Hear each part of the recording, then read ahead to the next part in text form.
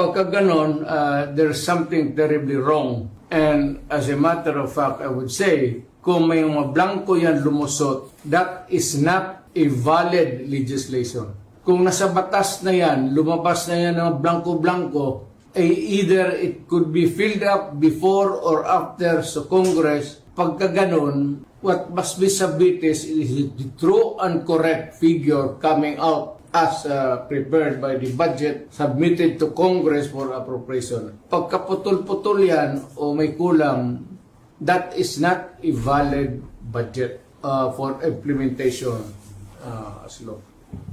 Sa nakita ko kasi, may nakita akong maraming kulang sa BICAM report. Yung Bicameral Conference Committee report, pinirmahan kahit may mga nakikita tayong blanco. So far, ito yung nakikita ko na pages na kulang. Page SP11, maraming blanco. And these are not, I would say, ordinary figures because these figures will reach to billions of pesos. So, tingnan natin sa page SP11 to SP12.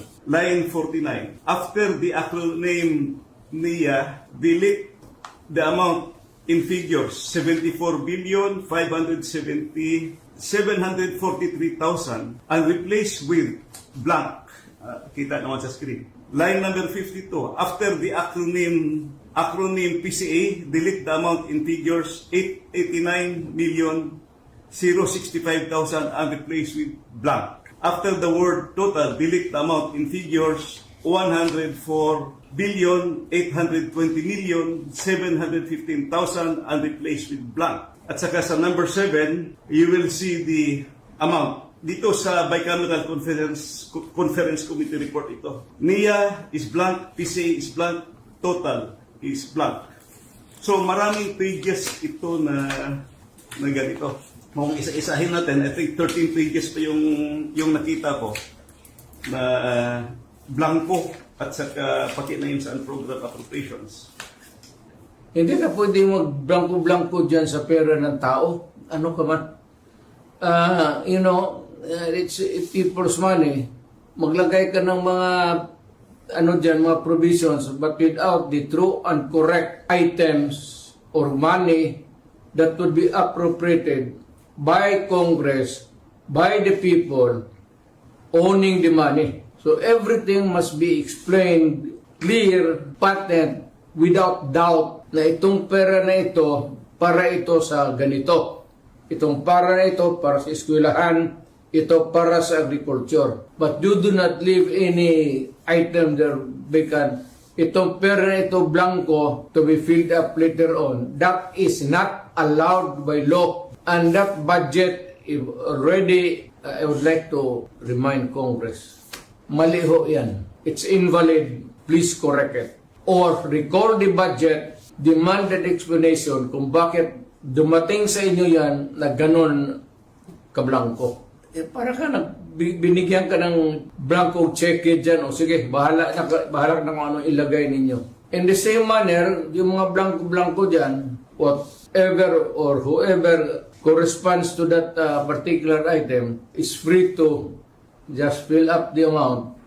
That is not, by all commandments of the law, that cannot be valid, invalid, unenforceable. And kung na-implement na, it must be corrected and the money returned if already spent or corrected. Kung sino man ang niyan, they have to give us the explanation. Otherwise, sabihin ko sa mga Pilipino, huwag na kayo magbayad ng buwis ninyo.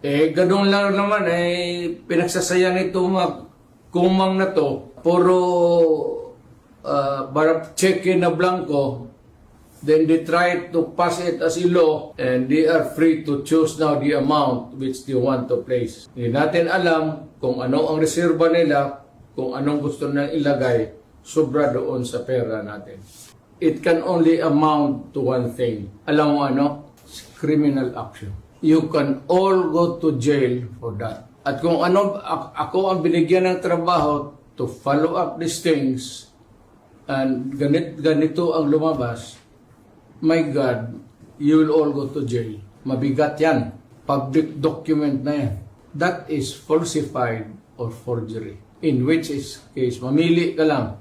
Forgery, falsification, or jail. Alin dyan sa tatlo, papasok sa iyo. Gusto lang namin malaman ng tao na interesado kami sa ating interest sa bayan. All we want is the truth and the correct way of doing it. Huwag na lang tayong lumabas dyan sa ano ang totoo, ano ang tama. Kalimutan ninyo lahat yun. Mga antigrap, wala yan. Stick to what is right and what is the truth. Yan lang dalawa. Wala na kayong dapat alalahanin. Yan ang para sa bayan, para sa anak natin.